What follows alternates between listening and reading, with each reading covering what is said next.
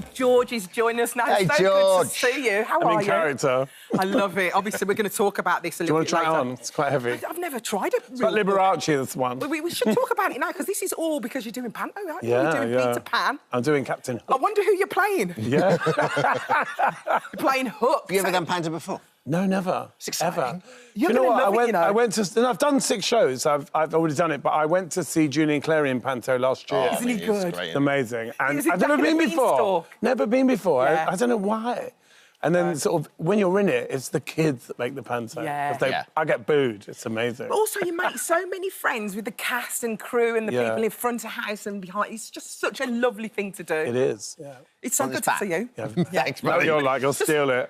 It's quite warm as well. Let's talk about Karma. It's your brand new book. Yes. It's the 3rd memoir. I didn't know. It's 3 memoirs. Yeah, there's one called Take It Like a Man, and there's one in the middle. I can't remember the name of it. Don't read that. Read the Bible. Get that Bhagavad close up. Gita or anything like that. And this is more like sort of a mixture of the two, more balanced, I think. More balanced. Do you Well, wish almost like this is the first one you'd written, because you're writing this from a man that's lived, you've had your whole life, and... No, I don't regret sort of anything I've done, because that's pointless. Yeah. But definitely learn from it. Like, definitely learn from it. I mean, because, you know, we always... It's good to say what we do, but it's better to do what we do. Yeah. You know, I think the difference between me back then and now is that I actually do all the things that I used to say I did. you actually do it now. I do meditate, I do chant, I do all those things, I do affirmations. I'm very involved in that now, whereas before I talked about it. I was like, oh, yeah, I'm really spiritual. Second book was like, I'm really I getting didn't realise it was a doing thing. I thought it was just something you said. The thing is, you're not joking, because we got a little glimpse into that in the fact that when we saw you in the jungle, you did meditate, you did chant. Yeah. And what do you get from doing that? What is it for you? Does it just calm you and put you on a level pegging? In the jungle, the most amazing thing, when we went into those trials where I had to put my hand into the thing, Yeah. and you're not allowed to look, they say don't look, so you put your hand into the snake. I was like, many pardon me, I was doing all this, and it worked. And it worked? It worked, because what happens is it takes you out of that fear of the moment, because that's what they're working with in there. Yeah. It's the sort of energy Yeah. and But didn't the that fear. you? Well, there was just so many times when obviously, when I was chanting in the morning, I was doing it in the treehouse. They made out I did it all day long, which was rubbish. And also, I didn't wake anyone up. That's just rubbish. There was this creature that kept squawking, and everyone thought it was me. I was like, that's not me. It wasn't you at No. all. Why would Not they at have all. thought that? But because I remember I saw you on Graham Norton last week, and you sort of like, you said, I sort of couldn't believe I was in there as well. And that's what we thought when we saw you in there. So did you enjoy the experience overall in the jungle? Not at the time. I think a lot of things in life are hindsight, aren't they? You Yeah. go, oh my God, I can't believe I did that. But actually, what did I get out of it? And I think that's a lot with me. One of my greatest traits, if you like, is that I just forget things. Like, I walked out of the jungle, I was like, oh yeah, I was just in there, and I forgot all about it. I couldn't wait to go. They told me not to eat. I ate everything. I had like 65 pizzas. Like, nothing happened. I was like, I'm going to be fine. Like, it's just... But once I was out there, I was like, oh my God, I can't believe I put myself through it, because I like clean. Yeah. I like very tidy. I was washing up, and I like the fact that you put yourself to the test and you went through it. Obviously, we've got loads of celebrities going to do it. I did it. I didn't enjoy it, I'll be honest with you, because I went in halfway through, so everyone was established. No salt. I mean, what's No that about? salt. Well, we had the salt because we had Gillian McKee. Oh. She had salt in her knickers. I know. And we used to season bring up the salt in rice. her knickers? She brought salt and she smuggled in seasoning. salt? Yeah, Yeah. but you know what? It elevated the No, rice. always. Oh, But, no, of It was course. amazing. I mean, but did anyone know that she got salt? Yeah, So you, Well, trouble. she She got got found caught. out Did she? and they confiscated everything. wow. But let's I mean, talk... so that's going to be in there for a long time. Let's talk about this book, because it documents your childhood to present. Yeah. And you dedicated it to your late mum. and my dad and my brothers as well, yeah. Do you think she would have liked it? Oh, my God. My mum, even up until when she was 84, she always wanted to come everywhere. If I said I'm going to Australia, she goes, let me go. And I'll say, Mum, you can't go. She goes, why? Put me in the back of the plane, I'll be fine. She used to love it all. She just always, she's Aquarian, she just loved going places, and she just, always said yes. You know, if she wasn't in the mood, she weren't moved, you know, like if she wasn't in the mood to go out, it was like, no, leave me alone, do my crossword. But when you said something exciting was happening, my mum was always in. I love the relationship with your dad as well, because, you know, it was obviously kind of complex, but I love when you came out, this is such a sort of tender thing for your dad to do. You just went, no, I used to wear pink shirts back in the day. I remember my dad going like, getting my shoulders, going, these are all yours. And I used to put socks in my shoulder t-shirts. I was like, well, they're not really. Like, that's about £6 socks. Going back, do you ever think about how you was a trailblazer, though? Like, going back in the day, you've got this butch guy, he's gay, the things he used to wear. Yeah, I mean, I don't think about it. I think when you're 19 or 20, you're like, you just don't understand why anyone cares. It's like, well, why do you care what I'm wearing? I still feel like that. I mean, to do with sexuality or anything, like, I just think, why do you care? It's got nothing to do with you. You haven't got to do it. Leave it to the experts.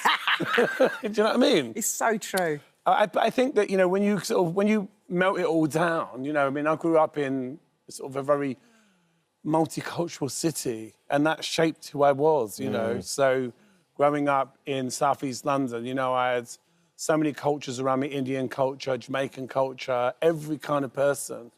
And my dad used to have United Nations. Our kitchen in the morning was just full of rastas. Like, people making comments about the way I looked. I had to get up in the morning to make a cup of tea, and there'd be like a load of guys going, oh, I like your hair colour, and all this. You'd be like, oh, leave me alone.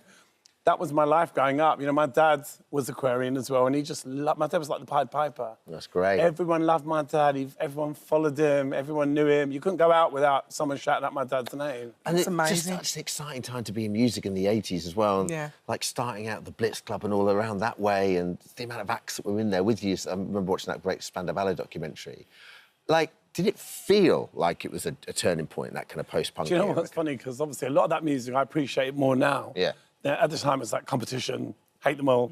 I was like, oh, I did it first. You know, all that sort of stupid, like, wanting to be the only gay person in the charts, couldn't stand any other gay person. Like, you know, just couldn't understand that there was room for everyone. You have grown, haven't you? Yeah, we have. You have but I think rock and roll is quite hostile. Yeah. I think that's what I've learned over the years. You know, like, you think you meet someone who's a musician, you're going to get on with them, but it's, you know, they're just people. They're just Do you know what I mean? It's interesting. I think as I've got older, I realised, like, often the most interesting person in the room isn't someone that looks outrageous, isn't the drag queen, it's someone's mum, Auntie June at the wedding, you know, someone you go and sit and talk to them, you go, oh, my God, I thought I knew everything. So I think that's the difference. I've always been interested. Even when I was a kid, I loved older people. I was never, like, hate the world, and I was always being told to butt out of everyone's They've always got good stories, though, the older generation. Yeah, for They've got good stories.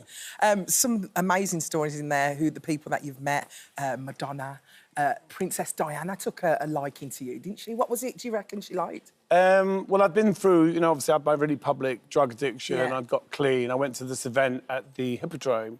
I was with my mum. My mum was a real royal. I wasn't particularly... I mean, you know, it's like theatrical. To me, it's like a reality TV show. Yeah. But my mum loved the royals and she loved the Queen. So I met Diana and I said, will you meet my mum? And she was like, oh, yeah. And obviously, I put her on the spot. She couldn't say no.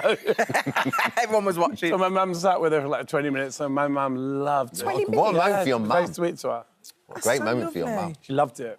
My mum was wearing this gold, like, sequin top. I was like, there she is over there, and it was so hilarious. It's unbelievable. George, what was it like when Culture Club, like, hit and suddenly you're doing so well? It must have been such a weird time in the music industry because they can't... I guess the record execs can't really pigeonhole you. They can't tell you what to do. You're selling too many records. You're too valuable to them. But I guess they didn't really know what to make of you. I think in the end, though, you know, it's like fame. Being famous becomes like a third job. Yeah. There's like being a human, then there's having a record deal, and then there's being famous. And it can distract you because it starts to get more fun than being in the studio or working. You're starting going to parties, and it's like, oh, everyone wants my photo, and you forget why you do what you do. Yeah. I think, actually, you know, I enjoy being Boy George now more than I did at the top. You know, at the right height of it, it was a nightmare. But now I love it. Because you get it, don't you? You get the whole whole process. Well, there's nothing to care. That's what I get. Yeah. It's like, you signed up for this, so you might as well enjoy it. So I would say to everyone, like, it doesn't matter. It shouldn't be, like, you know, getting ready for the show. I used to get so wound up. Now I'm, like, literally people coming in, you know, chilling, chanting, whatever. I try to enjoy every bit of it. Every bit of it. Not just, you know, the gig, but all of it. You know, it's all you're fun. helping so many people. There's so many Boy George tribute acts. I lived with one for a whole year. You remember Jason? Yes. He was incredible. How do you feel about them making money off you? I don't mind, really. I think it's good. It's like people sometimes say, like, people who get autographs, they say, oh, they're like bootleggers. I'm like, I don't care. They're being enterprising. I admire anyone that like gets off their bum and does a job, you know. And obviously, when I see someone trying to be me, I'm like, yeah, whatever. Not as good as me. Of course, you know. I was thinking, they haven't quite got the look right, you know. Yeah. But yeah, I think it's great that people can go out and make a living out of being me. That's insane. And I can do it as well. But I love, also, I think you're an inspiration. I don't want to sound like a beauty queen, but I think you're an inspiration because you are clean and sober. You've been clean and sober so long, and you're still doing what you do, and you know, and you're getting the most out of every day. And that, for me, is like, we've all got mates that have been there, and that, for me, is like... Absolutely, you know, and... You know, I've been in so many situations where I'm like, this isn't my life. What have you done? You know, so, you know, I've always kind of... I think I'm more ambitious now. And I don't mean like in a sort of get out of my way that way, but I feel like, you know, there's so many great opportunities and you can sit around moaning about everything, can't you? And there's like everything's... People say, oh, you work so hard. I'm like, I don't think of what I do as work. Yeah. I don't get stressed out about it. I was just in New York 2 days ago. I was in the studio yesterday working on a track with Stuart Price, a track I wrote 40 years ago. No. I found this old song and I was like, let's try and redo it. This is your 60 songs for... This is a separate thing for a movie that's 61. coming up. But I was like, oh, this is amazing. And I went back and found these lyrics, because I do top lines. So I write the words and the melody, like sort of Bernie Taupin, that's what I do. So, yeah, so I've been looking back at sort of, you know, what inspired me when I was 17. Like, what was I thinking? I used the word devil a lot when I was 17. Did you? Yeah. What's the word of the day now? What do you use now? The word of the day now. What's your word? Because I know that book was not going to be called Karma, was it? It wasn't. I wanted to call it something... Oh, God. I wanted to call it... Like and witches. another thing or something like witches. It sounds like witches. Oh, I wanted to call it bitchy but soulful. There we go. That's the one. Bitchy but soulful. Way to eke out of him. And you're off to Broadway soon. Yes, I'm off to Broadway doing Moulin Rouge. And I knew I was doing it, which is why I was like excited about doing Peter Pan, because I thought that's going to get me ready, you know, for like work. Yeah. I went to see Moulin Rouge and I was like, oh my God, that's a lot.